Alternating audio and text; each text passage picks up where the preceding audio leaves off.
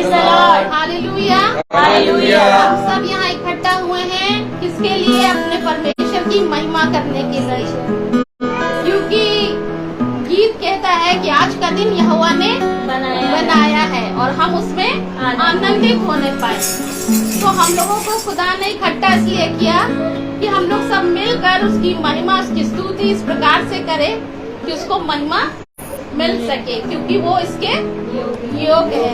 उसने अपने घरों को, अपने लोगों को, हृदय को इसलिए उसने खोला कि हम अपने घर में उसकी इबादत को कर सके, ताकि उसके नाम को महिमा मिल सके, क्योंकि वो इसके योग्य है। हम लोग गीत गाते हैं, आराधना करते हैं तो उसकी महिमा होती है, जो उसको पसंद आती है हमारे जीवनों से।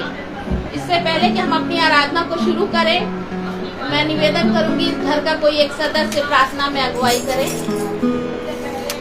धन्यवाद धन्यवाद धन्यवाद खुदावन, ये जो आपने सुंदर दिन दिखाया था उसके लिए भी धन्यवाद देते हैं। अभी आपने शाम दिखाई है, इस शाम में आपने ये वचन हम लोग को दिया है, उस वचन पे हम उस वचन को सुने और उस पर हम लोग चलने वाले बन सके। अपने मार्ग पर उसको हम लोग चले, उसके मार्ग पे हम लोग चले पाए खुदावन। प्रेयर मीटिंग में आप जितने भी लोग आए हैं उनके जाने में भी है, उनकी मदद करिएगा, अच्छे से रास्ते के हर एक खौफ खतरों से उनको बचाइएगा। प्यारे खुदावन, प्यारे खुदावन, यहाँ पर जितना भी गाना बजाना हो उसमें आप आइएगा, सब लोग पर भी आशीष दीजिएगा। प्यारे खुदावन, प्रार्थना को आपके प्यार देते यीशु मसीह के नाम से मांगते हैं, उसको सुनने आमीन। तो आइए हम लोग गीत की ओर चलते हैं। गीत का नाम है तेरा प्यार है महा।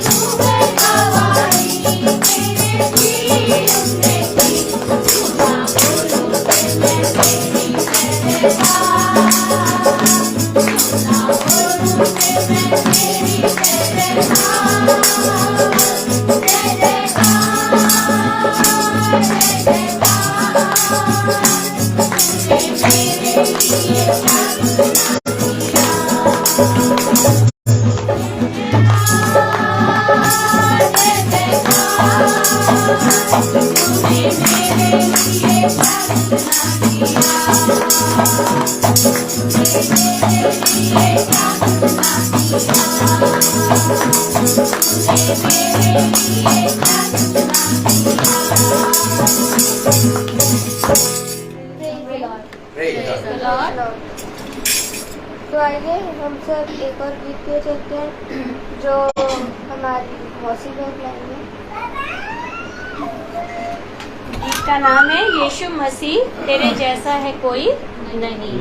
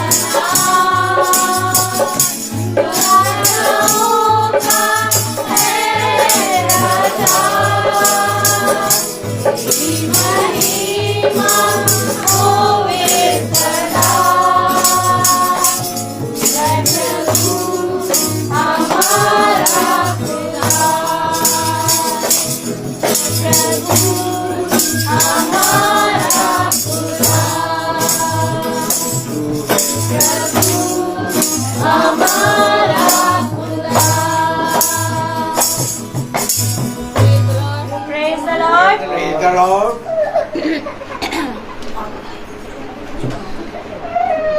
तो आइए हम सब अब खुदावन के वचन को चलते हैं।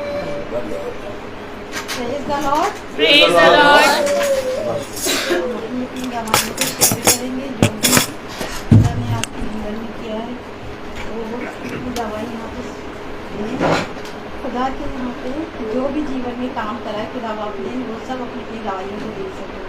खुदा का जो भी काम आपके घर में जो भी खुदा ने किया है उस सब की गवाही आप देंगे। खुदा का धन्यवाद करते हैं। Praise the Lord. Praise the Lord.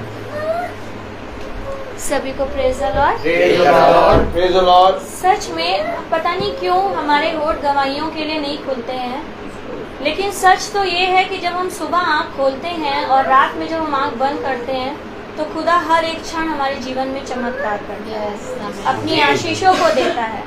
आज हम अपने स्कूल सही से जाते हैं, अपने सर्विस पे अच्छे से जाते हैं, अपनी नौकरी पे अच्छे से जाते हैं।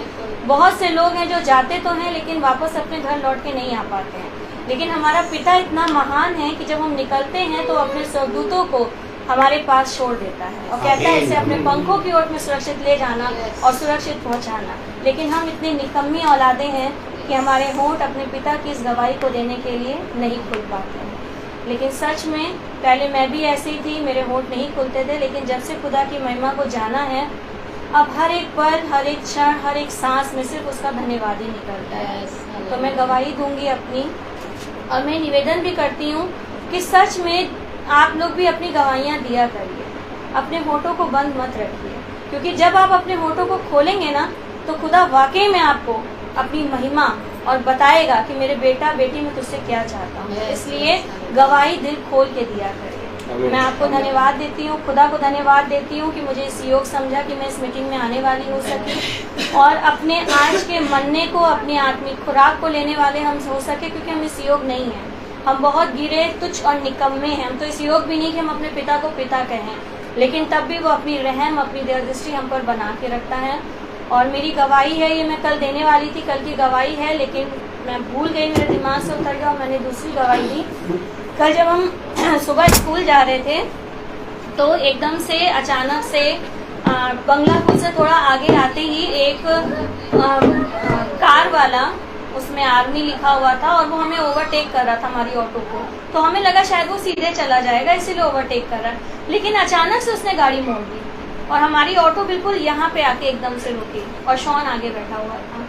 और सच में इस तरीके से जब ऐसा हुआ तो वो ऑटो वाला भी चिल्लाने लगा और जो लेडीज उसमें बैठी थी वो भी बकने लगी, चिल्लाने लगी, कैसा अंधा है, दिख नहीं रहा। लेकिन मैंने अपने खुदा को सबसे पहले धन्यवाद दिया और मैंने कहा खुदा अब ये जहाँ भी आगे जा रहा है तो इसकी रक्षा अगुवाई करना, ताकि जो काम अभी इसने किया ये दोबारा ना करे, क्योंकि खुदा हमें अपने जीवन में एक बार बचाता और एक बार मौका देता है कि संभल जा, अभी भी संभल जा, ये तेरे लिए खराब है, गलत है।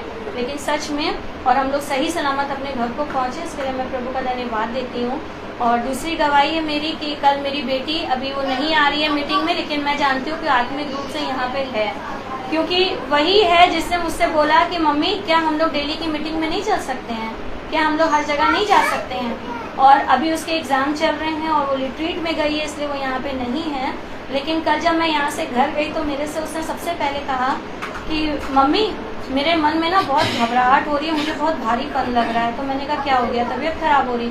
कह रही नहीं, जब मैं मीटिंग में जा रही थी तो मुझे एक अनंत शांति मिल रही थी और मुझे एक ऐसी खुशी मिल रही थी कि मेरे होठों पे अपने आप ही मुस्कान थी, मुझे पता ही नहीं था कि मैं इतनी खुश क्यों हूँ।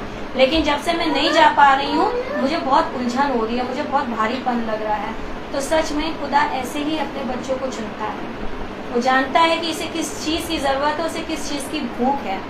और कल मेरे हस्बैंड की भी गवाही है कि जब मैं यहाँ से गई तो उन्होंने मेरे से कहा कि जब मेरे स्कूल के एग्जाम खत्म हो जाएंगे तो मैं भी तुम्हारे संग मीटिंग में चलूँगी। खुदा करे कि ये बात हो और खुदा उनको जिस तरीके से अपने काम में इस्तेमाल करना चाहता है वैसे ही वो उनको इस्तेमाल करे। सभी को praise the Lord. Praise the Lord. Praise the Lord. एक मेरी भी गवाही है कि अभी 4 दिन पहले मैं भी बंगला पुल से अपने घर आ रहा था और बस वाले ने एकदम से, जो रोड बस होती है वो उसको चौराहा पार करके आना चाहिए था, उसने चौराहे से पहले ही कट मार दिया कि जल्दी से निकल जाए। और मैं सामने से आ रहा था, एकदम से मैं बस को देख के घबरा गया, मैंने साइड में लिया, मैं बहुत बाल बचा, फिर मैंने ईश्वर को धन्यवाद दिया। और वहीं पर जितने लोग थे सब कहते भैया बच गए, और बहुत ईश्वर ने बचाया। Thank you Jesus. धन्यवाद Jesus. Praise thank you Jesus. Praise the Lord. Praise the मैं लॉर्ड। परमेश्वर का धन्यवाद करना चाहूंगी कि क्योंकि परमेश्वर है ही इतना भला रक्षा परमेश्वर कि हम मनुष्यों को उसका धन्यवाद करना ही चाहिए। जब लोग संडे चर्च जाते हैं तो ये होता है कि भाई आपके जीवन में हफ्ते भर में कोई ऐसा काम हुआ तो आप गवाही दो ताकि परमेश्वर की महिमा होने पाए। और इस मीटिंग में जब से हम लोग चल रहे हैं तो रोज कहा जाता है भाई हर दिन की गवाही दो, सच में हर दिन की गवाही दो, क्योंकि हमारा परमेश्वर ऐसा है जो हर दिन हमें संभालता है, हमें लिए करता है, हमारे बोझ को उठाता है। कौन सी ऐसी चीज है जो परमेश्वर हमारे लिए पूरा ना करता हो, सुबह से लेकर रात तक में वो हम लोग को अपनी सामर्थ पे सामर्थ देता रहता है, ताकि हम लोग जीवन भर अपने पूरे दिन के कार्यों को कर पाते हैं। और ये उस तरह से होता है कि अगर किसी ने अच्छा खाना बनाया हो और हम लोग खाते जा रहे पर उसकी तारीफ नहीं कर रहे हैं, तो बुरा लगता है, अरे मैंने इतना अच्छा खाना बनाया और मेरे खाने की तारीफ नहीं हो। ऐसी परमेश्वर भी कहता है, मैं दिन भर में तुम्हारे लिए इतना कुछ करता हूँ, लेकिन तुम लोग के मुंह नहीं खुलते कि मैं उसकी तारीफ कर सकूं, कि परमेश्वर की तारीफ हम लोग कर सके, उसका धन्यवाद कर सके कि खुदा ने हमारे लिए क्या कुछ नहीं किया। मैं धन्यवाद करती हूँ कि पिछले हफ्ते की गवाही है, मंगल की, जो हम लोग मीटिंग से लौटे तो हम लोग 3 जन थे, तो एक बहन और भी थी हम लोग के साथ जा रही थी।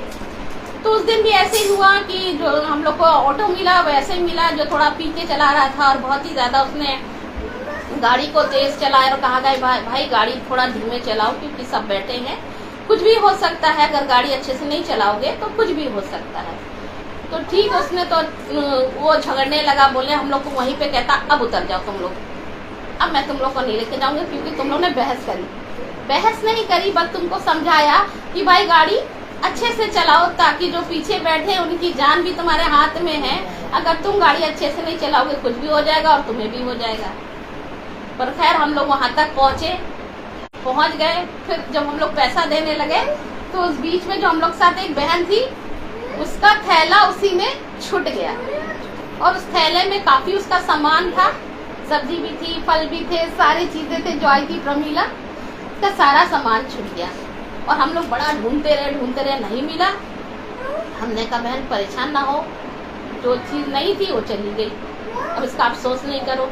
उसने कहा ठीक है कोई बात नहीं। लेकिन घर आके हम लोग ने इस बात का धन्यवाद किया कि खुदा जब हम लोग आपका नाम लेकर अपनी चीजों को आपके लहू में कवर्ड करके निकलते हैं, अपने पैसे कौड़ी, अपने आप को, सब चीजों को, और जब हम लोग सब्जी या फल जो भी कुछ सामान खरीदते हैं उन सब चीजों को पहले खुदा के हाथों में दे देते हैं कि खुदा इसकी सुरक्षा, क्योंकि माइंड है, माइंड आपका कहीं भी कुछ ऐसा हो जाए आप चीजें भूल जाओगे। जैसे उस बहन का दिमाग ऐसा हुआ कि उसने सारा सामान भूल गई, पर उसने कहा कि मैं अपने घर में बच्चों को नहीं बताऊंगी, पति को नहीं बताऊंगी, क्योंकि मुझे डांट पड़ेगी। मैंने कहा ठीक, ये भी ठीक है, क्योंकि ये तुम्हारी नॉलेज में, बच्चों की नॉलेज में तो नहीं है। पर मैं घर पे आकर शुक्र करने लगी, खुदा कि आपने हमारे सामान की रक्षा की, हमारे सामान की रक्षा करी। आप हर चीजों को हमारे जानते हो, किसके पास कितना है कितना नहीं है।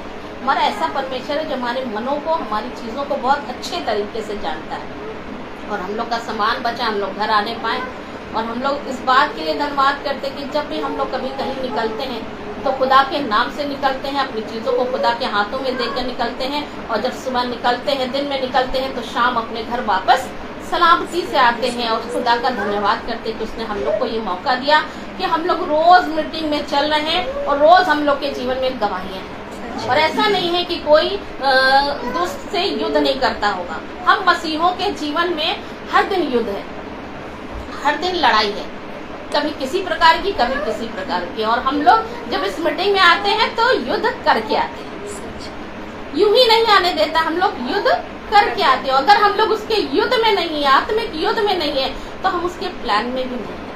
अगर हम उसके प्लान में है तो हमारे जीवन में रोज युद्ध होंगे, रोज हम लोग आत्मिक शक्तियों से युद्ध करेंगे, कभी किसी प्रकार से, कभी किसी प्रकार से। आज मेरे साथ भी वही हुआ, बहुत सी चीजें डिस्टर्ब हो रही थी, लेकिन जब मीटिंग में जाना है, समय आया, उतनी चीजें पहले तो रही, लेकिन जब जैसे जैसे मीटिंग का समय नजदीक आया, चीजें अपने आप बेहतर होना शुरू हो गई। हम 1 घंटा पहले हमें समय मिल जाता है कि हम अपनी तैयारी कर लेते। क्यों? क्योंकि हमें मीटिंग में जाना है। ये परमेश्वर की योजना है, ये परमेश्वर का बड़ा अनुग्रह है कि मेरी बेटियां खुदा की महिमा के लिए, उसके काम के लिए निकलती, इसलिए उनको उतने समय के लिए हमें पूरा रेडी कर देना है। इस बात के लिए मैं अपने परमेश्वर का धन्यवाद करती हूँ, क्योंकि वही इसके योग्य है और वही हमारे जीवन में सब कुछ कर पाता है। Praise the Lord.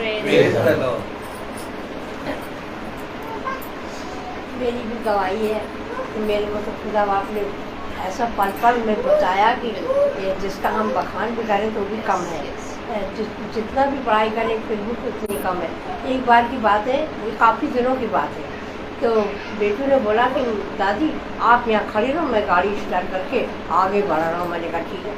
उसने गाड़ी स्टार्ट करके वो थोड़ा सा ही आगे बढ़ा, उसने पीछे मुड़ के नहीं देखा कि दादी यहाँ खड़ी है, और हम खड़े थे सड़क पे, और पीछे से बड़ा भारी सांड आया, मेरे पीछे एकदम आया तो वो मार भी सकता था। अचानक वो चला यार तो पास में बिल्कुल आ गया था। हमने यूँ हल्के से मुड़ के मेरे साथ बोले नहीं, हम हट गए। फिर वो चला गया। फिर जरा देरी में फिर हम खड़े हुए, फिर वो आ गया दोबारा। फिर आके पीछे जैसे कि खुदा बाप ने 2 बार हमको ये बचाया। 2 बार मेरे पास सांड आया और वो हमने फिर देख के आप हट गए। एक बार की बात क्या हुई कि ये सृष्टि को लेके हम टहलते थे ना, बहुत टहलने जाते थे तो यीशु ने बोला कि चलिए दादी हम भी चल रहे हैं। हमने ठीक हम अकेले हो तो चलो भाई कोई बात नहीं, भाग जाए।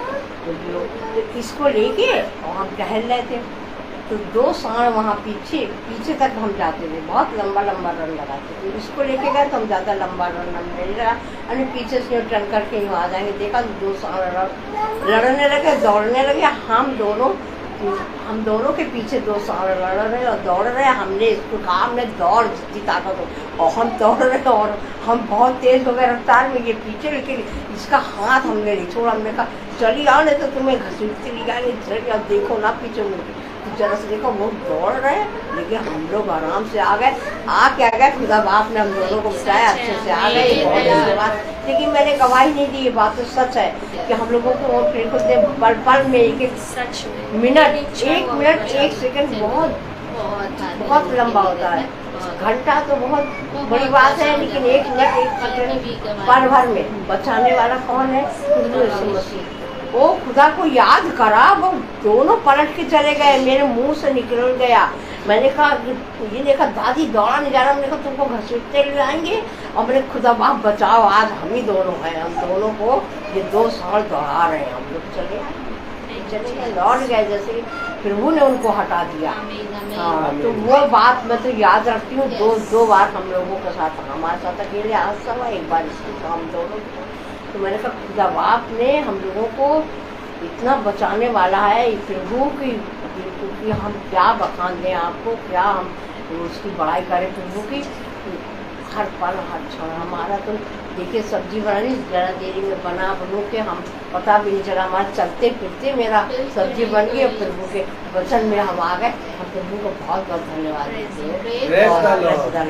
मेरी एक गवाही और है। अभी जब मैं मीटिंग में डेली चल रही हूँ तो एक बार मेरी दीदी का फ़ोन आया बड़ी वाली, और कहने लगी कहाँ जा रही हो? तो मैंने कहा मीटिंग में। अरे तू तो बस मीटिंग में ही जाया करती है। तो मैंने कहा हाँ। कहने लगी और सोनल? हमने कहा वो भी जा रही है। कहने की हाँ बस उसको सिस्टर बना दे। तो मैंने कहा कि शादी वादी तो करेगी नहीं, उसको सिस्टर बना दे। मैंने कहा देखो सिस्टर और फादर बनने से ही धार्मिकता नहीं आती है, ठीक है। खुदा ने हर एक के लिए हर एक जीवन में अपना काम चुन रखा है, और अगर खुदा ने उसके जीवन में यही चाहा है तो खुदा उसे भी पूरा करेगा। मैं तो सिर्फ उसको ज्ञान दे सकती हूँ। तो कहने लगी कि अच्छा। तो मैंने कहा कि और एक वचन है कि मार्था जो है वो बहुत से कामों में व्यस्त रहती थी ना। जब खुदा वचन करने आते थे तो बहुत से कामों में, ये भी काम है वो भी काम है, ये भी बनाना वो भी बनाना।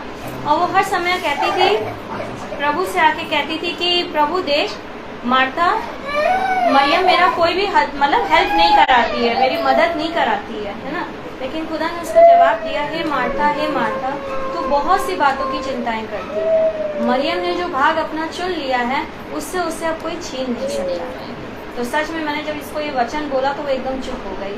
हमने कहा मैंने जो मेरा भाग चुना है उससे मुझे कोई छीन नहीं पाएगा। और सच में जब हम इस बात को लेके चलते हैं तो वाकई में आप किसी को अपने घर में अगर दावत देते हैं, बुलाते हैं मेहमान को, और अगर आप उसके लिए उत्तम से उत्तम भोजन बनाते हैं, उत्तम से उत्तम जो आपकी तथा से भी ऊपर होता है, वो आता है, खाता है, 2 नुक्स निकालता है उसमें, अरे यार इसमें अगर ये चीज़ होती तो और अच्छा लगता, चलो ठीक है इतना ही बना लिया काफ़ी है।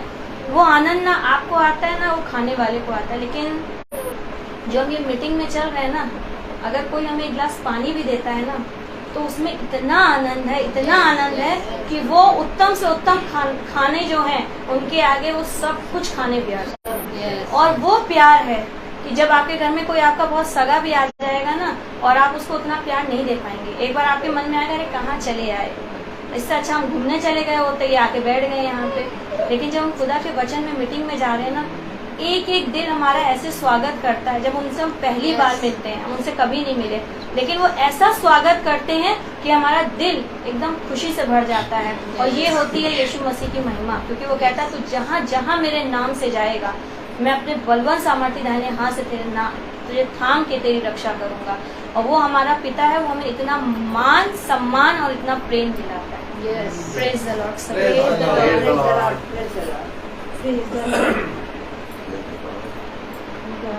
जैसे कि हम लोग अपने घर से जब निकलते हैं तो पहली बात जब रात भी सोते हैं अपने बिस्तरों पे तो खुदा बाप अच्छी मीठी नींद देते हैं। और जब हम लोग जब भोर को उठते हैं तो खुदा का हम लोग धन्यवाद करते हैं। खुदा बाप हम लोगों को नया दिन नई सुबह देते हैं, क्योंकि बहुत से ऐसे लोग हैं जो नया दिन नहीं देख पाते। खुदा का हम लोग शुक्र करते, धन्यवाद करते कि हम सब जितने बैठे जो हम लोग को खुदा बाप नया दिन नई सुबह देते हैं। यस, धन्यवाद करते हैं खुदा का कि जब हम लोग निकल रहे हैं इन दोनों पे, और हम लोग यही दुआ, हम तीनों बहनें अपने अपने घर से जब निकलते हैं तो हम लोग यही दुआ करके निकलते हैं, खुदा बाप हम अपनी चीज़ें और अपने आप को सब आपके हाथों में सौंपते हैं। और उस दिन की यही बात हुई, दीदी ने गवाही दे दी है कि मेरा भी सामान उस बहन के थैले में रखा हुआ था और हमारा सामान उनका अलग था, मेरा और उस बहन का सामान एक ही में रखा हुआ था, फल और सब्जी। और जैसे ही हम अपने इको गार्डन के पर आए तो हमने तो अपना पहले से निकाल लिया, निकाल करके अपने हाथ में पकड़ लिया, उसको पैसे दे दी चले गए। तो खुदा जब इनका फ़ोन दीदी का आया कि उनका सामान चला गया रीना और हमारा, तो हमने कहा नहीं दीदी हमने अपना निकाल लिया, तो मेरी जो फल सब्जी थे वो हमें अपने ले लिए थे। तो खुदा का हम धन्यवाद करते हैं कि खुदा बाप हमारी पल पल हिफाजत करते हैं, क्योंकि हम लोग जो अपने अपने घर से निकलते हैं तो हर एक चीज़ें खुदा के हाथ में सौंप देते हैं, अपने पैसे को, अपने आप को, हर एक चीज़ों को खुदा के सौंप के निकलते हैं। खुदा पर हम लोग चल तो रहे हैं और हम तीनों की हिफाजत करना, चाहे हम लोग रास्ते में रुके और चाहे जिस ऑटो से जाए या रिक्शे वाले से जाए, उसको भी आपके हाथों में सौंपते हैं। क्योंकि हम लोग निकलते हैं तो बहुत से देखते हैं कि इधर एक्सीडेंट हो रहा है, इधर हो रहा है, पर हम लोग जब देख के थोड़ा सा डर तो जाते हैं, पर हम लोग फिर भी यही सोचते हैं खुदा बाप जब हम लोग निकल रहे हैं आपके नाम से निकल रहे हैं खुदा, तो हम तीनों की हिफाजत आप ही करिएगा, क्योंकि जिस तरह हम लोग अच्छे से जा रहे हैं अच्छे से अपने घर को वापस आएंगे। खुदा का हम बहुत धन्यवाद करते हैं इन दिनों पे। आज तो जैसे दीदी ने अभी बताया कि आज हम लोग युद्ध कर, सुबह से ऐसे ही मेरे साथ भी हो रहा था, मेरे यहाँ भी यही हो रहा था कि मम्मी डेली जाती हैं मम्मी। हमने कहा बेटा देखो हमें जो काम खुदा का है उस काम में आप लोग हमारी रुकावट मत डालना बेटा। ये काम हम कोई घूमने नहीं जाते, कोई फिरने नहीं जाते हैं, कोई हम खुदा के काम से जाते हैं। और आपका जो काम है ये तो नहीं ना कोई काम हम छोड़ के जाते हैं, जो काम है वो आप करो और हम आ जाएंगे। कह रही मम्मी ठीक है।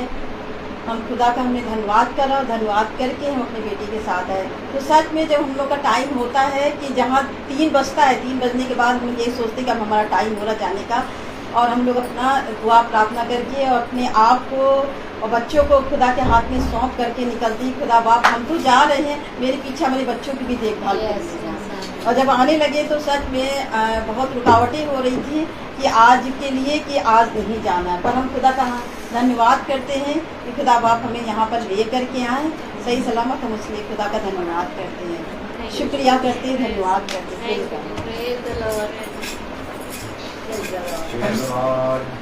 Praise the Lord, hallelujah. आइए अब हम सब प्रभु के वचन में चलेंगे। एक बार फिर खुदा ने हमें और आपको ये मौका दिया, ये समय दिया कि हम उसके पवित्र वचन में बढ़ें। Praise the Lord. मेरे प्यारे भाई बहनों, खुदा ने हमें ये मौका क्यों दिया, क्यों आखिर बार बार हर शाम खुदा हमें अपने वचन में चला रहा है, क्यों आखिर प्रतिदिन प्रभु हमें और आपको वचन में चला रहा है, इसको जानने के लिए और इसको समझने के लिए हमें प्रभु के वचन के प्रति दीन बनना होगा। क्योंकि ऐसा होता है कि प्रभु जिससे अधिक प्यार करता है, प्रेम करता है, उसको निहारता रहता है और उसको छुप छुप के भी देखता रहता है कि देखें अब ये मेरे विषय में किस हृदय से चल रहा है। आज यहाँ पर भाई रवि मैसी के घर में प्रार्थना हो रही, वचन में कहा गया कि घर के बाहर जाने और भीतर आने में मैं तेरी सहायता करूंगा। आज वचनों की आयतों को लोग फेसबुक और यूट्यूब पर लगाते हैं और पढ़ते हैं, लेकिन मैं आपसे कहना चाहूँगा कि ये वचन की आयतें हर एक मनुष्य के लिए नहीं है, क्योंकि हमसे खुदा तब प्रॉमिस करता है जब हम उसके ठहराए हुए समय पर पहुंच जाते हैं। आप ही मुझे बताइए, जब आप उसके ठहराए समय पर ना पहुंचे, जब आप उसकी महासभा में कभी ना आए, जब आप उसके निकट ना आए, आप केवल आयतों को पढ़कर कहें ये मेरे लिए है, तो क्या आपको बड़ा प्रतिफल मिलेगा? समझना पड़ेगा। आज 350 रुपए की लोगों ने बाइबल अपने हाथों में ले ली है और उसको घरों में लोग पढ़ रहे हैं और कह रहे हैं ये वचन मेरे लिए है, लेकिन वचन आपके लिए होने से पहले एक जगह, एक समय और एक योजना नियुक्त करता है। अगर आपके जीवन में वो जगह, वो समय और वो योजना ना हो तो वचन आपके लिए नहीं है। कितने लोग हैं आज इस वचन से अपने जीवनों को बनाने की कोशिश कर रहे हैं, लेकिन वचन उनके जीवन में कार्य नहीं कर रहा। क्यों नहीं कार्य कर रहा? क्योंकि एक परिश्रम है प्रभु ने रखा है। अगर हम बहुत ध्यान से देखें तो वचन कहता है तुम्हारा परिश्रम मेरे वचन में जो तुम करते हो कभी व्यर्थ ना होगा। आमीन। हमें वचन में परिश्रम करना है और जब हम वचन में परिश्रम करते हैं तो हमें फल मिलता है। आमीन आमीन। मैं एक आयत पढ़वाना चाहता हूँ। Praise the Lord. हम सब अपने स्थानों में खड़े हों। फल के नाम से मुझे एक आयत प्रभु दे रहा है, मैं पढ़ूंगा जरूर, क्योंकि मैं दूसरी आयत पढ़ने वाला था, लेकिन जैसे ही प्रभु ने कहा फल, तो मैं वो आयत ना पढ़ के जो प्रभु ने कहा उसको पढ़ेंगे हम। मत्ती 21 और उसकी 41वीं आयत पढ़ें। मत्ती 21 41वीं आयत हम सब पढ़ेंगे। मत्ती 21 41वीं आयत हम सब एक साथ पढ़ेंगे। उन्होंने उससे कहा, वह उन बुरे लोगों को बुरी रीति से नष्ट करेगा और दाख की बारी का ठेका दूसरे किसानों को देगा जो समय पर उसे फल दिया करेंगे। खुदावन का वचन जो कि पवित्र है, इस पवित्र वचन को खुदा हम निकम्मों को समझने और उसमें चलने की सामर्थ प्रदान करे। आमीन। हम सब अपने स्थानों में बैठे हैं। क्या फल केवल प्रभु हमें देगा कि हम भी प्रभु को फल देंगे? वचन में लिखा है जो भलाई करता है, मेरे पीछे बोले, जो भलाई करता है और भलाई जानते हुए भलाई नहीं करता, ये उसके लिए पाप ठहरता है। आपको मालूम है, जो मनुष्य भला करना जानता है और जब वो भला नहीं करता, ये उसके लिए पाप है। अब आपको इसमें कोई पाप नजर आ रहा है?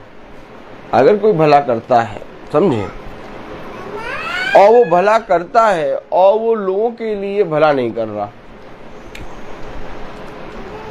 तो ये उसके लिए पाप ठहरेगा। वचन कह रहा, अगर कोई भलाई करना जानता है परंतु भलाई नहीं करता, ये उसके लिए पाप है। समझना पड़ेगा।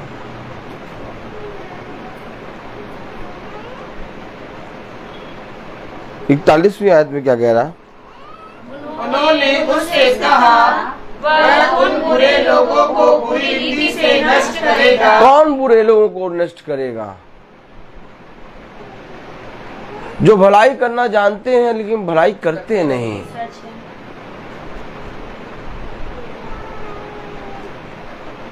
क्या है भलाई?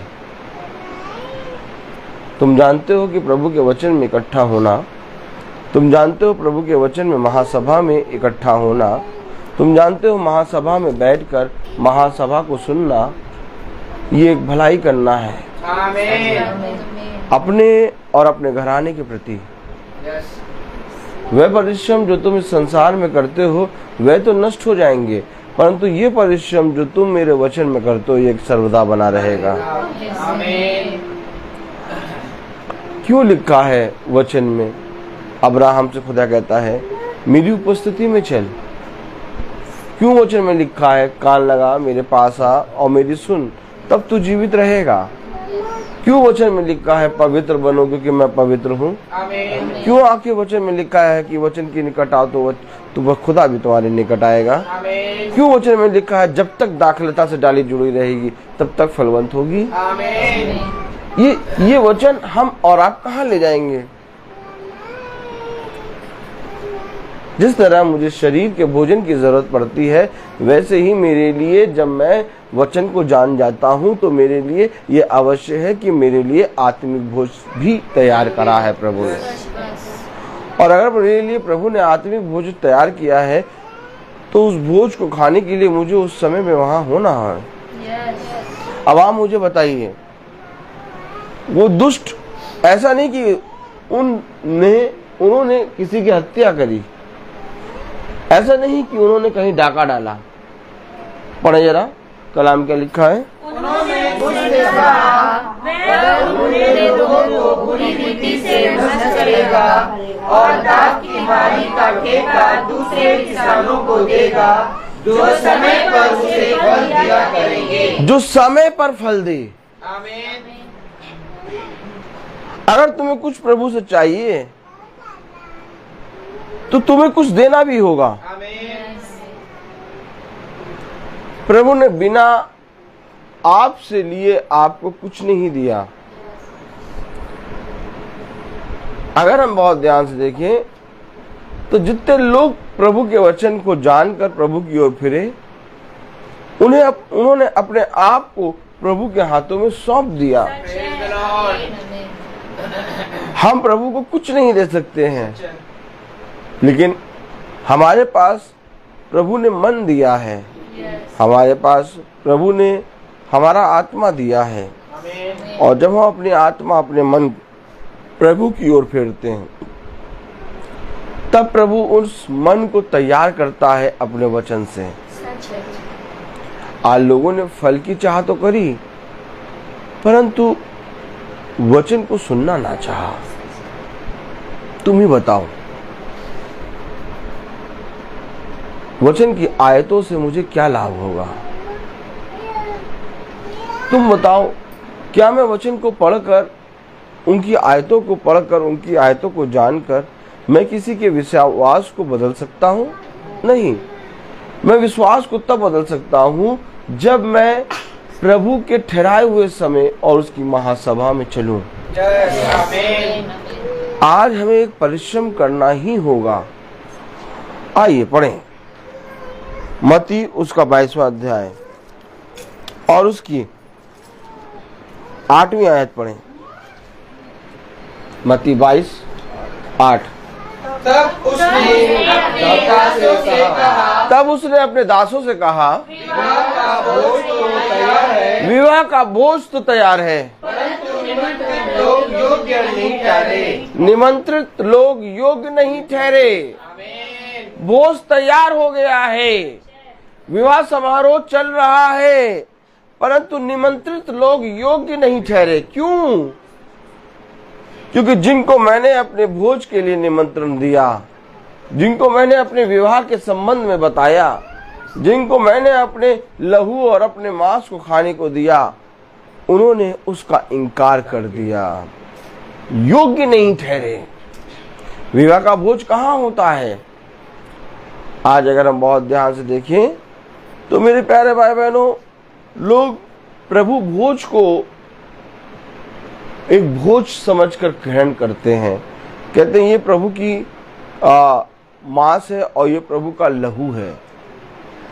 लेकिन विवाह का भोज है ये समुच्चा वचन जिसको हमें अतड़ियों समेत खाना है। आप अगर देखें तो इस वचन से जब प्रचार होता है तो बहुत से भाई बहनों को अच्छा लगता है और बहुत से भाई बहन अपने स्थान पे बैठ नहीं पाते और उठ के चल देते हैं। क्यों? क्योंकि ये समुच्चा भोज है, सच है।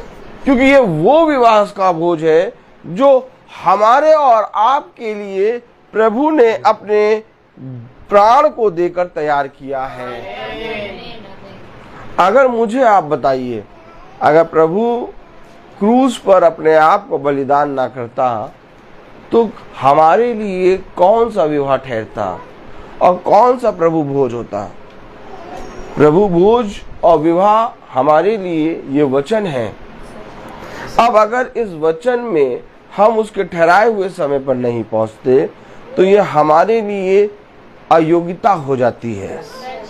कलाम में क्या लिखा, पढ़े जरा। तब उसने अपने दासों से कहा, विवाह का भोज तो तैयार है, परंतु निमंत्रित लोग योग्य नहीं ठहरे। अब निमंत्रित लोग योग्य नहीं हैं।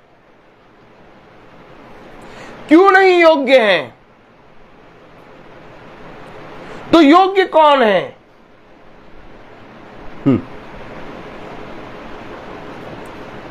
जिनके हाथों में प्रभु ने अपने वचन को दिया, जिनको प्रभु ने अपने वचन को प्रकट किया, उन्होंने प्रभु को अयोग्य समझा और तब प्रभु ने भी उनको योग्य न ठहराया। तो योग्य कौन है?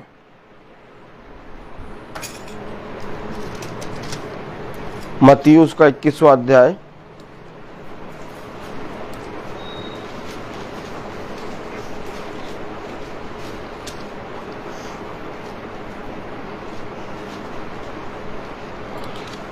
और उसकी 31वीं आयत पढ़ें। मत्ती 21 और 31। इन दोनों में से किसने पिता की इच्छा पूरी की? उन्होंने कहा, पहले ने।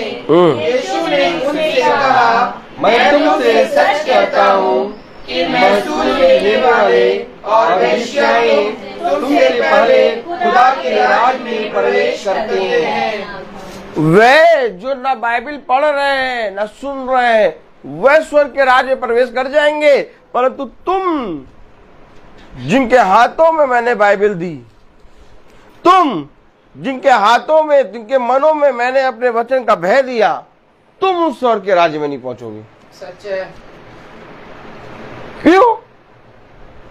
क्योंकि पहले ने पिता की इच्छा पूरी करी।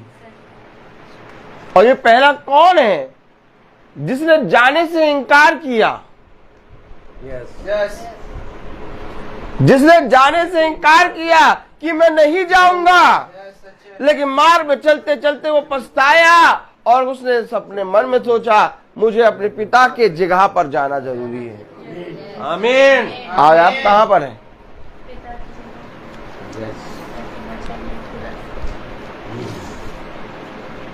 जाइए, जाके देखिए क्या कारण है। आज मनुष्य वचन का भय नहीं मान रहा, न वचन को जान रहा है। पढ़े जरा 28वीं आयत। तुम क्या सोचते हो? किसी मनुष्य के 2 पुत्र थे, उसने पहले के पास जाकर कहा, हे पुत्र, आज रात की बारी में काम कर। अरे काम हम नहीं करेंगे भैया, फल ला फल। काम क्या बता रहे तुम हमें? इतनी दूर, अरे हम नहीं आ पाएंगे। पहले तुझे काम करना पड़ेगा और उस काम को बताने के लिए पिता इस पृथ्वी पर तुम्हारे पास आ गया। तुम नहीं गए, तुम नहीं गए, पिता तुम्हारे पास आया और तुमने पिता के आने को तुच्छ जाना। क्या कारण था कि पिता ने कहा कि विवाह में निमंत्रित लोग अयोग्य ठहरे? किसको निमंत्रण दिया? तुम मुझे बताओ। जब तुम्हारे घरों में उत्साह होता है, तुम मुझे बताओ, जब तुम्हारे घरों में बड़े बड़े कार्य होते हैं तो तुम सबसे पहले निमंत्रण किसको देते हो? अपने रिश्तेदारों को। बैठे रहने दो, अपने आप को देख, अपने आप की चौकसी कर। बहुत लोगों की चिंता करती है तू। सबसे पहले समझ लो, हमें पिता ने निमंत्रण दिया। पिता ने निमंत्रण किसको दिया? पुत्रों को। किसको निमंत्रण दिया? छोड़ दीजिए, अरे छोड़ दीजिए, बैठ जाइए। क्यों ये सब काम कर रहे हैं? कितना समझाया हमने, छोड़ दीजिए। कलाम में लिखा है, पढ़ जरा 28वीं आयत। तुम क्या सोचते हो? तुम क्या सोचते हो? किसी मनुष्य के 2 पुत्र थे। अब आप मुझे बताइए, सबसे पहले पिता किसके पास गया? पुत्र के पास।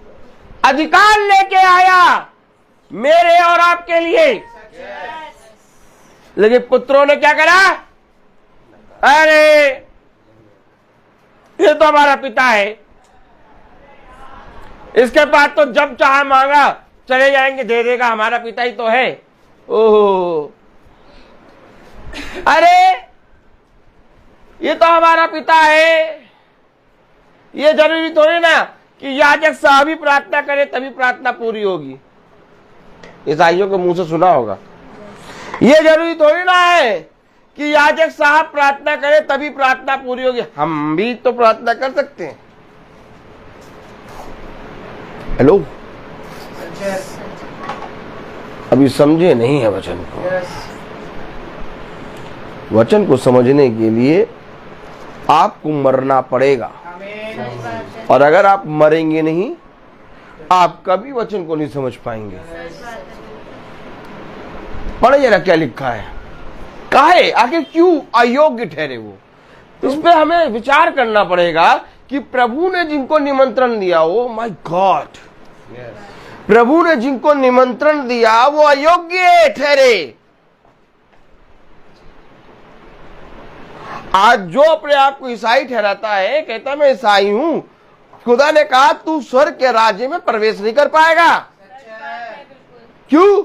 क्योंकि मैंने तुझे भलाई दिखाई और तूने उस भलाई को दूसरों को तो छोड़ो, अपने पैरों से रोन दिया। आज वचन के पुस्तकों को लेके अपने घरों में रख तो लिया, दूसरों को बताने को तो छोड़ो, अपनी संतानों और अपने आप और अपने पति अपनी पत्नी को भी नहीं बता रहे वचन। आप मुझे बताइए, ये वचन की पुस्तक जो आपके हाथों में है, क्या आज ईसाई के पास ये वचन की पुस्तक नहीं है? है? लेकिन क्या इस वचन की पुस्तक से वो कभी बात करता है? नहीं करता। क्यों? क्योंकि इस भलाई को उसने रख तो लिया, ना दूसरों को बताता है और ना अपने ऊपर लेता है। निमंत्रण है ये, विवाह का निमंत्रण है, विवाह का वस्त्र है। अगर इसके बिना तुम जाओगे, वो कहेगा कि ये तू कौन है जो बिना विवाह के वस्त्र के आ गया। ये निमंत्रण है। अब आप बताइए, ये निमंत्रण किसको मिला? ईसाइयों को। और आप मुझे बताइए, क्या ये निमंत्रण जो उनको मिला, क्या नहीं चाहिए था इस निमंत्रण पत्र को पढ़ के वो सबको बताते, ताकि बहुत तेरों का भला होता? लेकिन क्या उन्होंने पढ़ के बताया? क्या उन्होंने खुद पढ़ा? यहाँ तक कि आप जाइए, जाके देखिए ईसाइयों के घर में, बच्चों से पूछिए, बच्चों को कुछ नहीं मालूम वचन। क्यों? क्यों आखिर प्रभु ने निमंत्रित लोगों को अयोग्य ठहरा दिया? और करो अपने मन की। प्रभु ने कहा तुम 10 हाथ आगे जाना चाहते हो, लो तुम 20 हाथ आगे जाओ। उन्होंने कहा प्रभु हमारे पास धन नहीं, धन नहीं, लो तुम्हें धनाधन धन देते हैं। उन्होंने कहा प्रभु हमारे पास गाड़ी नहीं। गाड़ी नहीं, तुम्हारे पास 4 गाड़ी देंगे, जाओ तुम गाड़ियों पे घूमो जाओ। फिर उन्होंने कहा प्रभु हमारे पास चाहते हैं ये नहीं वो नहीं, सब कुछ दिया। ईसाइयों के पास देखो सब कुछ है, सब कुछ है, ताकि तुम ये ना कहने पाओ कि तुम्हारे पिता ने तुम्हारी इच्छा नहीं पूरी करी। क्या बेटा तुम जो मांगो वो दूंगा मैं, लेकिन एक दिन मैं तुमसे इसका सबका पलटा लूंगा। एक दिन मैं कहूंगा तूने जितनी इच्छाएं पृथ्वी पर रहते हुए करी मैंने सब पूरी करी, लेकिन क्या तूने मेरी इच्छा जानी? यही तो बात अभी आपने पढ़ी। क्या पढ़ी? पढ़े जरा 31 31वीं आयत पढ़े। इच्छा पे आ गया ना हम, वचन के साथ पकड़ा करिए। अरे पिता हमारी इच्छा पूरी करेगा कि हम उसकी इच्छा पूरी करेंगे? बताओ। तुम्हें कुछ नहीं मालूम वचन। नहीं तो यहां तो साफ बोल दे रहा है किसने पिता की इच्छा पूरी करी। अरे छोड़ो, पिता हमारी इच्छा पूरी करेगा और क्या? क्या हमें पिता की इच्छा पूरी करनी है क्या?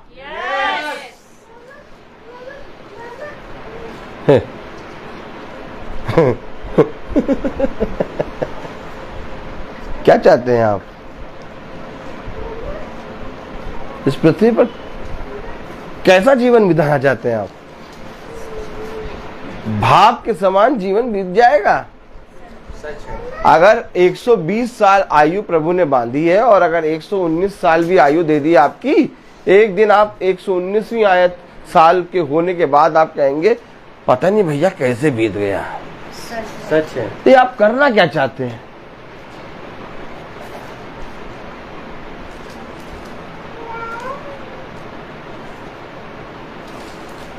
इसमें तो लिख दिया किसने पिता की इच्छा पूरी करी।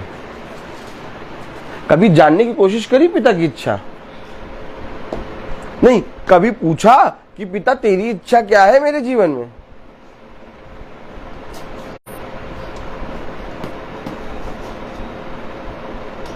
निमंत्रण तो उसने दे दिया।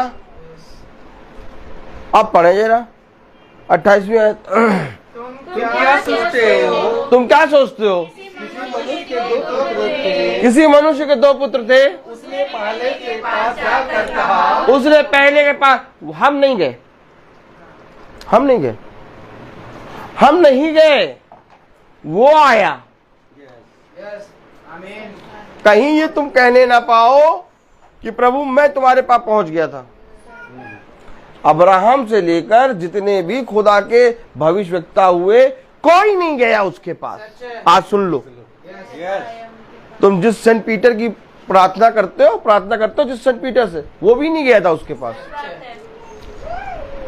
तुम जितने हाथी के दांतों की प्रार्थना करते हो वही हाथी के दांत तुम्हारे घुसेड़ देगा प्रभु और निकाल देगा तुम्हारी नाक के नथनों से। करो तुम। और तुम जितने चांद तारों की प्रार्थना करते हो सब तुम्हारे ऊपर गिरेंगे। करे रहो तुम प्रार्थना, क्योंकि ना चांद तारे तुम्हारे पास आए, ओ माय गॉड ताली बजाओ, और ना हाथी का दांत तुम्हारे पास आया और ना ही कोई संत तुम्हारे पास आया। तुम्हारे पास आया खुदा। अगर खुदा स्वर्ग से ना आता तो ये संत तुम्हारे पास कभी ना आ पाते। कोई भविष्यवक्ता योग्य नहीं है। उसने कहा इस पृथ्वी पर कोई धर्मी नहीं है, धर्मी केवल एक है, यीशु मसीह। भूले भटके एक शब्द कहना देना, सुन लो। इसलिए प्रभु ने डंके की चोट पे कहा किसी दूसरे नाम से प्रार्थना ना करना। क्यों? क्योंकि वो आया तुम्हारे पास, उसने अपने लहू को तुम्हारे लिए दिया, उसने अपने प्राणों को तुम्हारे लिए दिया। क्या पढ़ लो? पढ़ो जो 28वीं आयत। तुम क्या सोचते हो? तुम क्या सोचते हो? किसी मनुष्य के 2 पुत्र थे। किसी मनुष्य के 2 पुत्र थे। उसने पहले के पास जाकर कहा। उसने पहले के पास जाकर कहा हे पुत्र, आज रात की बारी में काम कर। क्या बुरा कह दिया उसने?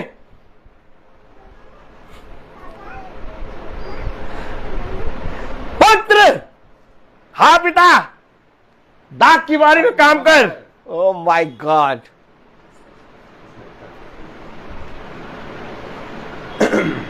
काम कर रहा कोई पुत्र?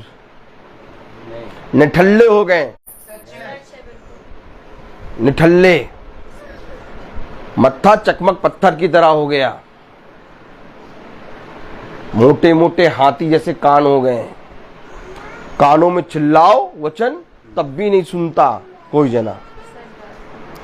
कह रहा हे पुत्र काम कर। कौन पिता अपने पुत्र को निठल्ला बनाएगा? आप मुझे बताइए। करोड़ों रुपए कमाने वाला पिता भी चाहता है कि मेरा पुत्र कुछ काम करे, है? तो ये तो हमारा स्वर्गीय पिता है? इसने तो अपने लहू और अपने पसीने और अपने मांस से इस मनुष्य जाति को शीश दिया है? इतना बड़ा काम करने वाला अपने पुत्र से निठल्लों की तरह काम कराएगा? नहीं, क्या काम कर।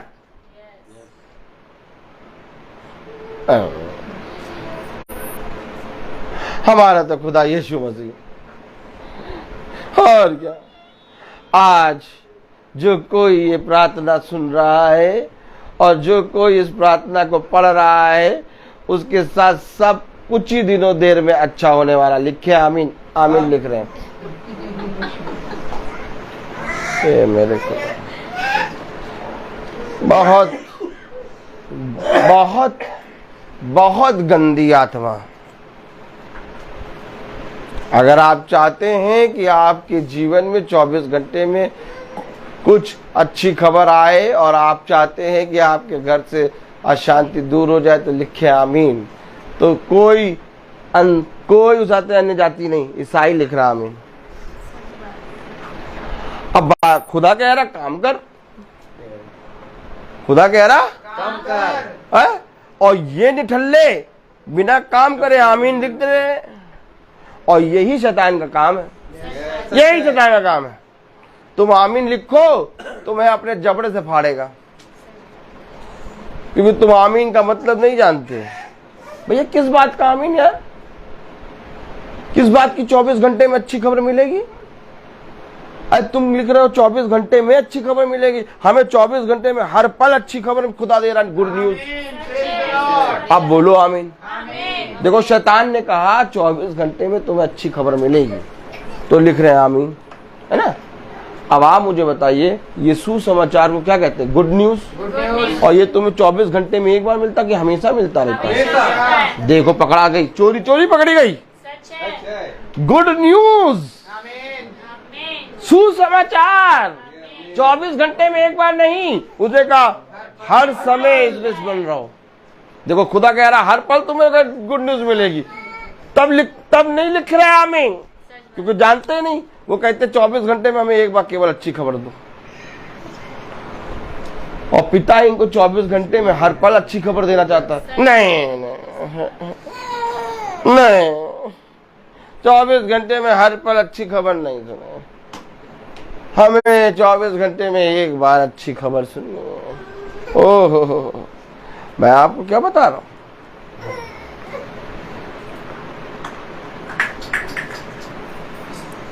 क्या बता रहा हूं मैं आपको?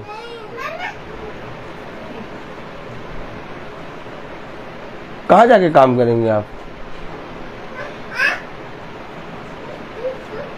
कहां पर प्रभु का आत्मा उतरा? पिंतेकुस्त के दिन जब वे एक ही स्थान पर 120 इकट्ठा थे, खुदा का आत्मा उतर आया।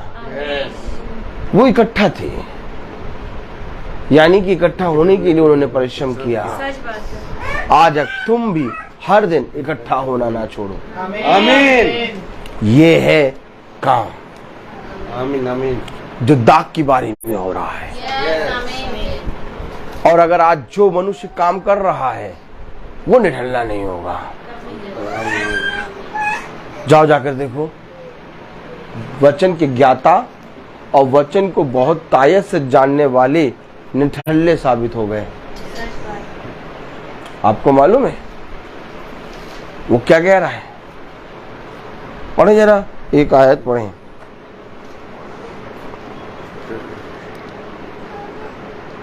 एक 32वीं आयत पढ़े। क्योंकि धर्म का मार्ग दर्शाते हुए तुम्हारे पास आया और तुमने उसका विश्वास न किया, पर मरते गिरने वालों और वेश्याओं ने उसका विश्वास किया, और तुम यह देखकर बाद में भी ना पछताए कि उसका विश्वास कर लेते। अरे बाद में भी नहीं पछताए कि उसका विश्वास कर लेते। और विश्वास किसने किया? महसूल लेने वाले वेश्याओं ने उसका विश्वास किया, परंतु तुमने विश्वास ना किया।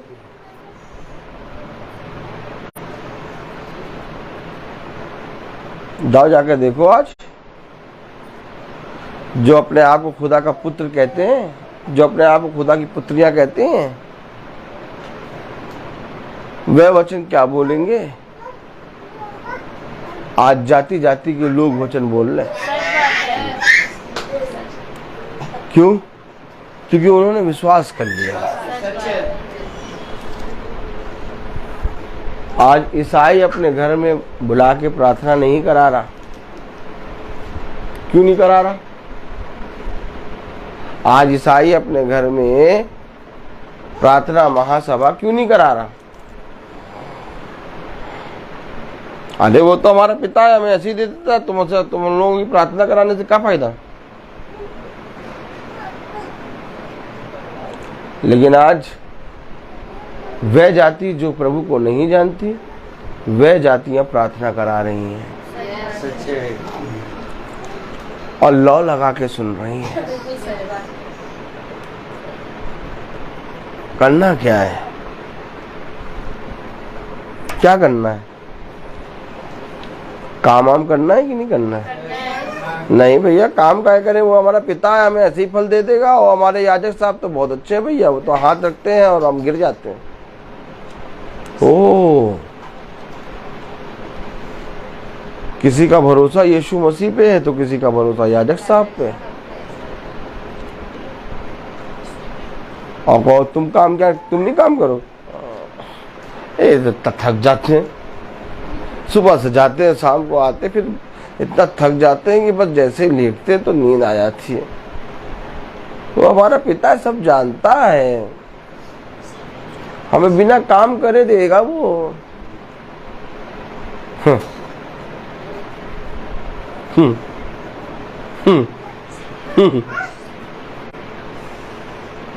दया एक समय तक आती है, लेकिन एक समय के बाद दया आना बंद हो जाती है।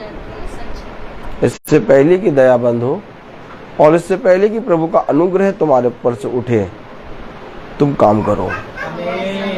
तुम अपने आप को परिश्रम में दो, तुम अपने प्रभु के काम में आनंदित हो। देखो क्या कह रहा है, 28वीं आयत पढ़ो। तुम क्या सोचते हो? तुम क्या सोचते हो? किसी मनुष्य के दो पुत्र थे। उसने पहले के पास जाकर कहा,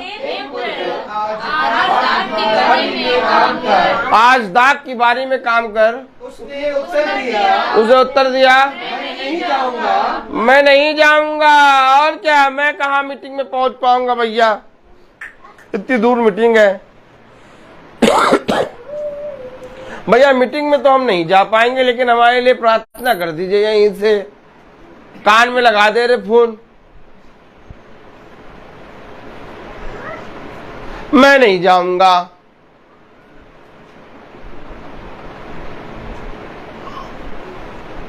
मैं पहुंचू, मैं पूछूं तुमसे कि जिस समय प्रभु ने मछली और रोटी खिलाई, उस समय भूखे लंगड़े बहुत थे, लेकिन उन्हीं को क्यों खिलाई जिन्होंने प्रभु के वचन को सुना? प्रभु किसी का भी कोई भी कार्य अपने पास रखता नहीं है, उसको 100 गुना दे देता है। केवल उन्होंने प्रभु के वचन को सुना था और गए थे, उन्हें प्रभु ने मछली रोटी से तृप्त किया। और अगर आज तुम प्रभु के वचन को प्रतिदिन सुनने के लिए परिश्रम कर रहे हो, प्रभु तुम्हारे घराने को सींच रहा है। यहाँ तुम बैठ के प्रार्थना में आए हो, वहाँ तुम्हारा घराना सिंच रहा है और तुम्हें इस बात का होश ही नहीं है। और जब सिंच जाएगा ना, तब तुम कहोगे ये हरियाली कैसे आ गई। अरे बहुत बहुत बहुत बहुत अधिक सामर्थ्य से भरा हुआ वचन। बहुत अधिक। कटीली भूमि, कटीले वृक्ष, रेत और पथरीली भूमि की तरह हमारा घराना, हमारा वंश है। उसको प्रभु सींच रहा है बेटा, जिस पे हल चल नहीं सकता। तुम यहाँ आके वचन सुन रहे हो, वहां सींचने का काम शुरू हो चुका। और ऐसे ही आते जाओगे, आते जाओगे, एक दिन जाओगे तो कहोगे हरियाली कैसे आ गई। ऐसे मुंह करो, तो ये हरियाली कैसे आ गई। उसने अपने लहू से सींचा है। नहीं समझ सकते तुम प्रभु के वचन को। तुम्हारा एक भी कार्य, तुम्हारा एक भी परिश्रम प्रभु अपने लिए नहीं लेगा। वो काम करने के लिए इसलिए कह रहा है ताकि वो तुम्हें 100 गुना फल दे। फल से तो वो भरा हुआ है बेटा। उसके पास फलों की और उसके पास आशीषों की और उसके पास जीवन की कमी नहीं है। कमी हमारे अंदर है। हाँ, अगर हम उसके कामों में लगे तो वो हमें फलवंत करेगा। क्या कह रहा, पढ़े जरा। उसने उत्तर दिया, मैं नहीं जाऊंगा, परंतु बाद में पछता कर कहा, पछता कर अरे हम मीटिंग में नहीं जाएंगे। लेकिन बाद में कहीं ना कहीं हृदय में एक ठेस लगती है। पता चला वो गए, हम पीछे से तैयार होकर पहुंच गए। ये वही पुत्र है जिसने मना करा था। आज भी देखिए महासभा में ऐसा हो रहा है। बहुत तेरे भाई बहन कहते हैं हम नहीं जाएंगे, और जब सब जने भवन में पहुंच जाते हैं तो धीरे से वो पीछे से तैयार होके आके बैठ जाते हैं। और जब वो धीरे से आके तैयार होके बैठते हैं तो ये वही पुत्र हैं जिन्होंने कहा था हम नहीं जाएंगे और गए। ये है बाइबल जो कह रही है ना, वो तुम्हारे जीवन में हो रहा है। भला मानो या ना मानो। अच्छा, हम लोग थोड़ा अलग किस्म के हिसाब से हैं। हम लोग थोड़ा ज्यादा पागल हैं। प्रभु ने इतना ज्यादा हम पागलपना सवार कर दिया है कि अब बुद्धि और समझ से ऊपर बहता है, इसलिए कोई इसके नजदीक नहीं आता। कहता नजदीक खड़े हो जाओगे यार, अभी देखो ये तुम्हारा मन बहका देंगे। इनके पास ना जाना, क्योंकि इनके पास जो जाता है वो बहक जाता है। पता नहीं कौन सी छड़ी रखता है, पता नहीं क्या बात करता है, ऐसा बहकाता है कि फिर आपे में नहीं रहोगे तुम। मैं आपको बता रहा हूं, आपको मैं बता रहा हूं। यीशु मसीह को लोग बहरूपिया कहते थे। यीशु मसीह को लोग कहते थे कि इसके चक्कर में ना आना। वही मरियम, जिस मरियम को आप कहते हैं कि यीशु की माँ, वही मरियम अपनी बाकी बच्चों को मना करती थी उसके पास ना जाना। एक भी मैंने प्रचार किया था, वही मरियम कहती थी और उसका घराना कहता था कि ये तो बाल जबूर है। क्या होने? उसके पास ना जाना, वो बहका देगा। क्या कारण है कि यीशु मसीह 12 शिष्यों को तो अपने वचन को समझा दिया, लेकिन यीशु मसीह के बाद वचन में लिखा कि यूसुफ और मरियम जब एक हुए, आपस में मिले, तो बहुत सी संतानें भी हुई। ताली वाली बजेगी कि नहीं बजेगी? कभी इन बातों के बारे में सोचा?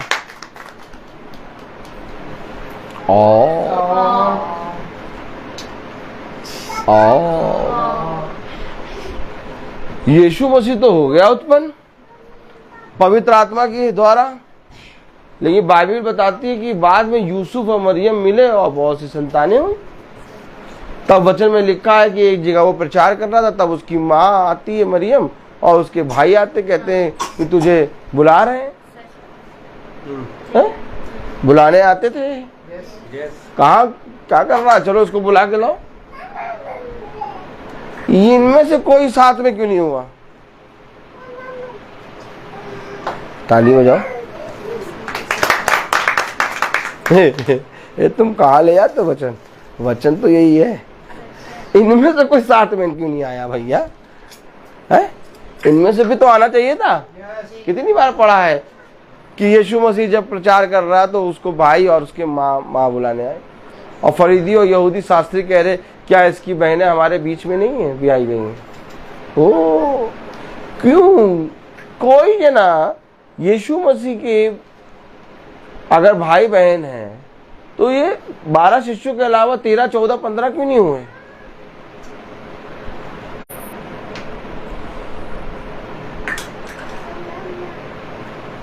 ऐसे मुंह करो।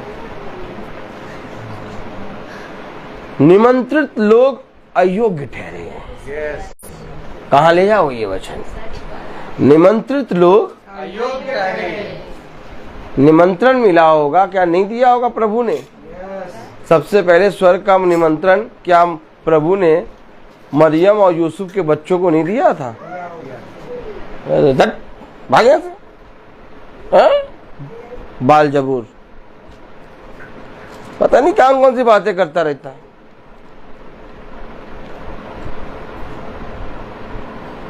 नहीं बताओ पहले तुम, रोमिका भाभी बताओ। निमंत्रण तुम सबसे पहले किसको दोगे? घर वालों को? तो कोई 12 में से 13, 14 का ही नहीं है वो। निमंत्रित लोग अयोग्य ठहरे। कौन ठहरे? अयोग्य ठहरे। समझना पड़ेगा वचन। इतने क्लोज प्रभु के इतने क्लोज नहीं आ पा रहे। वैश्या और मैसूर लेने वाले, चुंगी लेने वाले हैं, ये बात बात मारने पीटने वाले प्रभु के राज में पहुंच रहे हैं। हम लोग वही तो हैं। हम लोग कौन है? आप क्या सोच रहे हैं हम लोग चाहते हैं यीशु मसीह के पुत्र पुत्रियां? नहीं, हम लोग वही हैं, मैसूर लेने वाले, चुंगी लेने वाले, वैश्या, व्यभिचार, ये सब चीज हमारे अंदर भरी पड़ी है। भैया हमें और आपको कोई स्थान नहीं मिला था, ये प्रभु ने स्थान दिया, और आज हम और आप भी उस स्थान के विषय में उसको तुच्छ जाने तो हमारा और आप और उनमें अंतर क्या?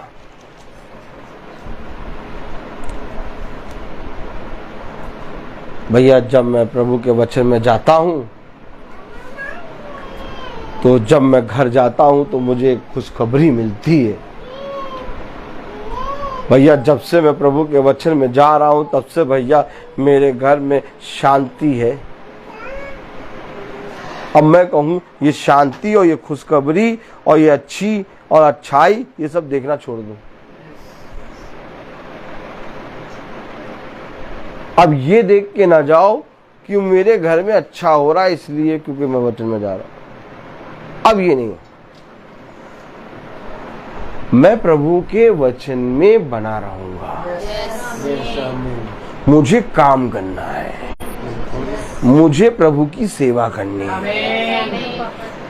चाहे मेरे विरोध में सारा जमाना क्यों ना आ जाए, मैं प्रभु के प्रति ईमानदार बना रहा हूं।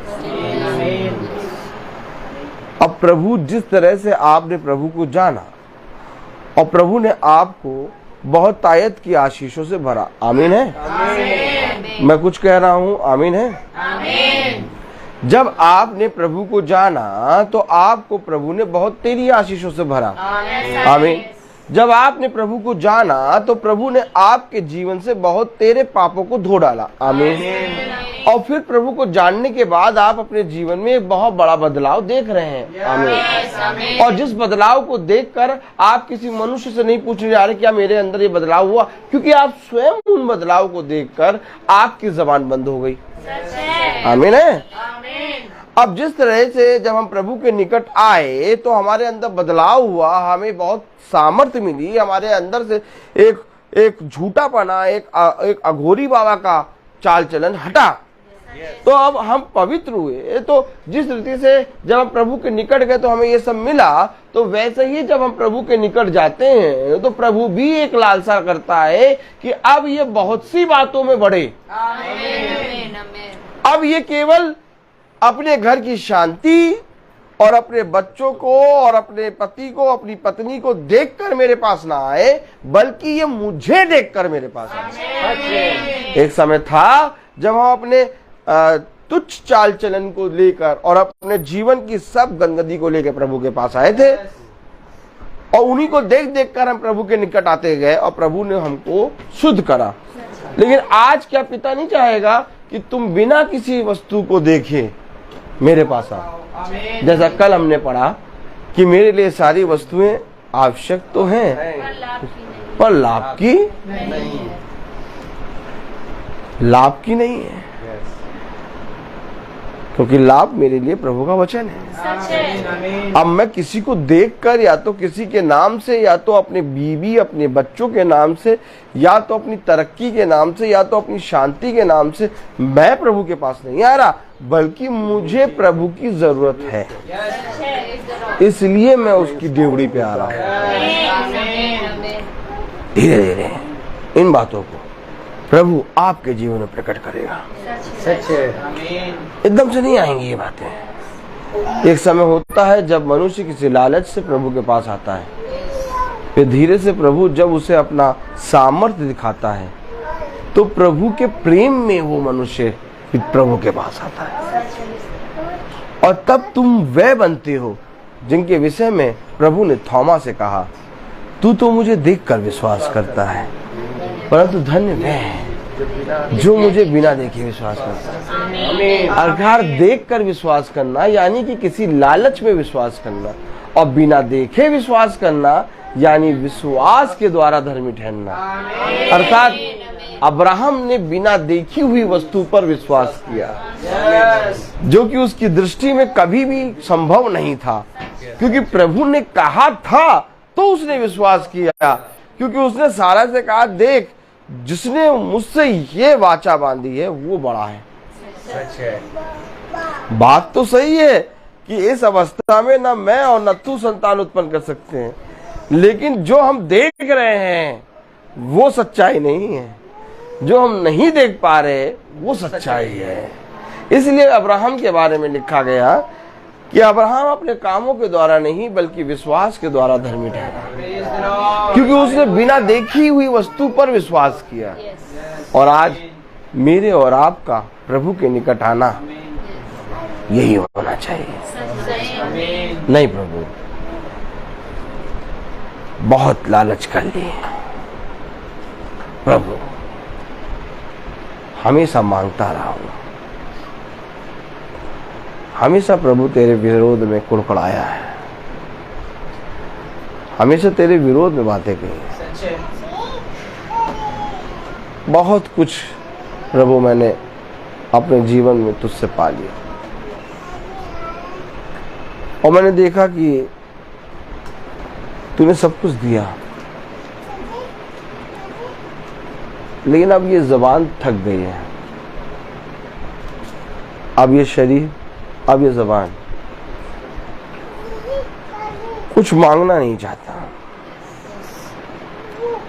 बल्कि पौलुस कह रहा कि मुझे एक ऐसा बड़ा प्रतिफल दे कि मैं तेरी डेवड़ी में प्रतिदिन बना रहा हूं। क्यों पौलुस, क्या हो गया? संसार की चीजें, अपने जीवन का आयु, अपने जीवन का वैभव मांगो पौलुस, क्यों नहीं मांग रहे हो? अब तुमने ये कौन सी बात मांग ली कि मैं तेरी डेवड़ी के निकट बना रहा हूं?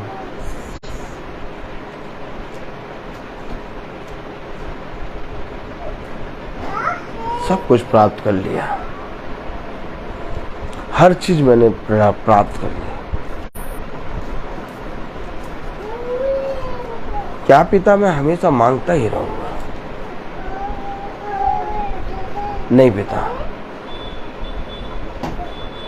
अगर मैं हमेशा मांगता रहूंगा तो तेरी इच्छा कब पूरा करूंगा?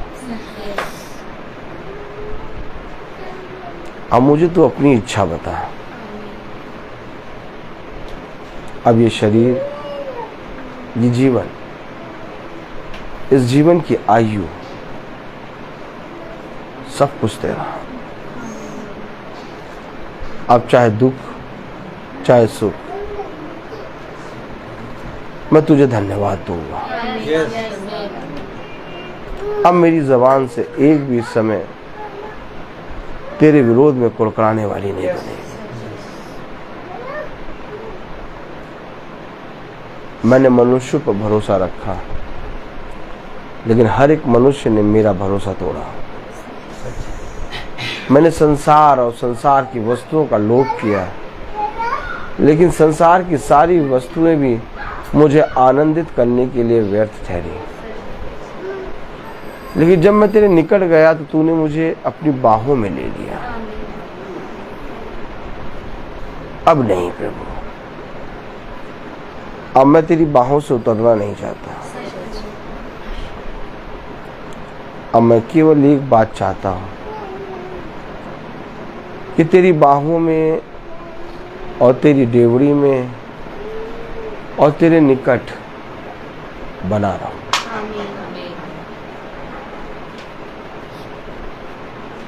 सब कुछ व्यर्थ ही व्यर्थ, मानो हवा को पकड़ने जैसा।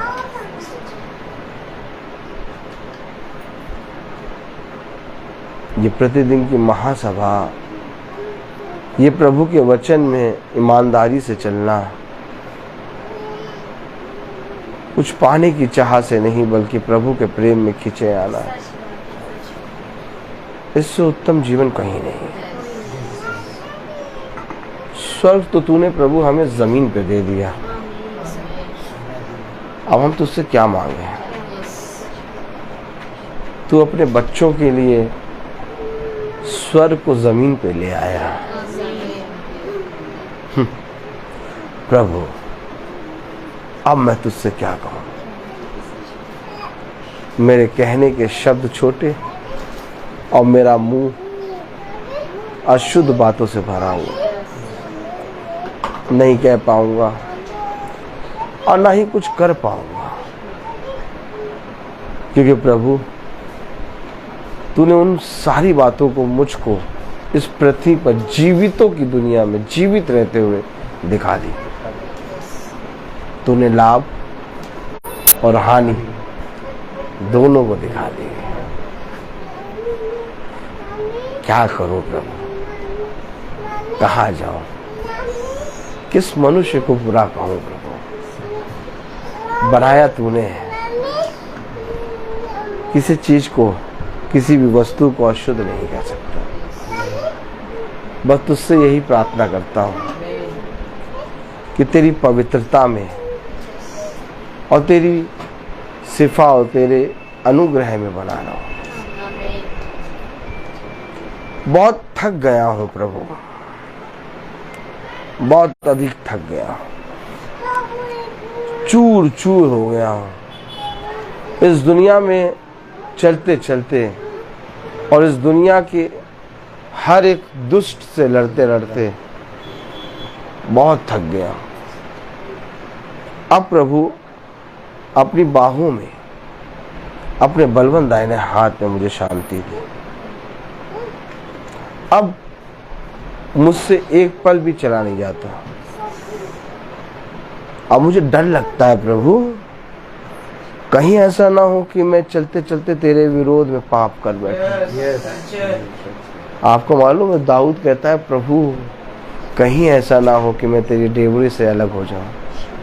प्रभु कहीं ऐसा ना हो कि मैं तेरे विरोध में कुछ बात बोल दूं।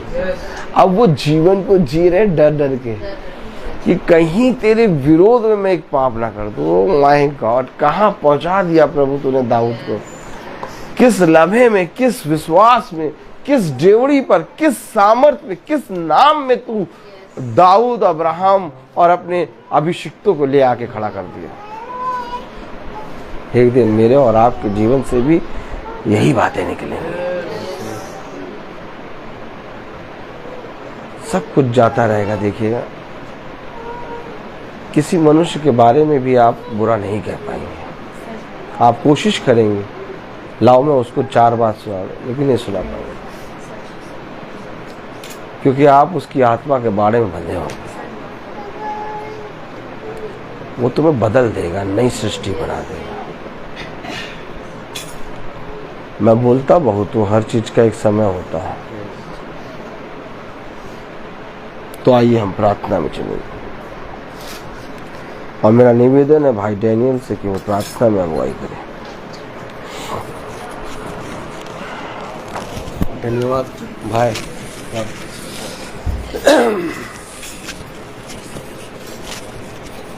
चलिए हम लोग अपनी आंखों को बंद करें। धन्यवाद धन्यवाद खुदा, धन्यवाद, तेरी स्तुति हो, तेरी महिमा हो, तेरी जय हो प्रभु। धन्यवाद देता हूँ खुदावन इस महासभा में जो हमारे रवि भाई ने अपना दरवाज़ा खोला है आपका वचन के लिए। खुदावन आपको मैं धन्यवाद देता हूँ। इस महासभा में आपने एक बीज बोया है खुदावन, इसके लिए जो हम लोगों के लिए आपने रखा है कि हम लोग हर एक पर्व में हर वक्त उसका आपका वचन को ग्रहण कर सके पिता। हम अब इसके लिए हम दुआ करते हैं खुदावन, और हम यह दुआ करते हैं खुदावन कि इस घराने में हर जन को हर पल आपका वचन को ग्रहण कर सके प्रभु।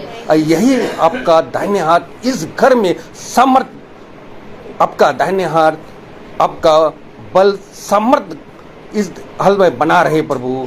और ये हम दुआ करते हैं खुदावन कि इस देवड़ी में हम लोग हर एक समय आपके भवन में, आपके महासभा में रह सके खुदावन। ये हम दुआ करते हैं जो हम लोग यहाँ एकत्रित हुए हैं आपकी इच्छा के अनुसार खुदावन, जो कि हम आपका महासभा हमारे इच्छा के अनुसार नहीं खुदावन, आपकी इच्छा के अनुसार ही हम लोग यहाँ एकत्रित हुए हैं। और आपका बीज, आपका आत्मिक बीज जो हम लोगों को दिए हैं प्रभु, ये हर जन के लिए या हम लोग ग्रहण कर सके, आपके अनुग्रह में बने रहे प्रभु। और आपका समर्थ हर एक जन में, हर लोगों के पास हर आपका वचन को बना रहे प्रभु। हम दुआ करते हैं हमारे भाई जो इस महासभा में आए हैं, उनके लिए, सबके लिए मैं प्रार्थना करता हूँ, दुआ करता हूँ प्रभु, इसका आपका वचन को ग्रहण करके हर पर उसमें बने रहे खुदावान। और हमारे बहन लोग आए हैं जो इतना दूर से खुदावान, उसके आने जाने के लिए उनको सुरक्षित रखे खुदावान, और वह वचन को लेकर अपने घर में हर वक्त में उनको ग्रहण कर सके, आपका अनुग्रह में बने रहे प्रभु। और हमारे जो अंकल आए हैं उनके लिए मैं दुआ करता हूँ ताकि वे वचन को सुनकर वह उसको भी आपका वचन में बने रहे खुदावन। और उनके लिए भी मैं प्रार्थना करता हूँ और यही दुआ करता हूँ जो कि हमारे झुंड के लोग जो छोटे झुंड है, उनका ये वचन को हर पल हर दिन में उसका वचन को में बने रहे। और हमारा जो याजक है जो उसके घराने के लिए और उनके लिए खुदावन उसको सामर्थ दे, ऐसे ही जैसे कि हमको ये आपकी आत्मा में ये बोल सके खुदावन, इसी तरह हम लोगों को ये अच्छा वचन सुना सके। यही दुआ हम करते हैं हमारे प्रभु यीशु के नाम पर, आमीन। हमारे पिता तू जो स्वर्ग में है, तेरा नाम पवित्र माना जाए, तेरा राज आए, तेरी इच्छा जैसे स्वर्ग में है वैसे पृथ्वी पर भी पूरी हो। हमारा प्रतिदिन का आहार आज में दे, और हमारे अपराध में क्षमा का जैसे हम भी अपने अपराधियों को क्षमा करते हैं, और हमें परीक्षा में न डाल परंतु बुराई से बचा। अब हमारे खुदावन यीशु मसीह का फजल, खुदा बाप की मोहब्बत, पाक रूह की रिफाकत और शराकत हम में से हर एक विश्वासी जन के साथ अब से लेकर अनंत काल तक होती रहे, आमीन। धन्यवाद धन्यवाद धन्यवाद, सारी आशीषों की सोते धन्यवाद, धन्यवाद धन्यवाद धन्यवाद, सारी आशीषों पे सोते धन्यवाद, सारी आशीषें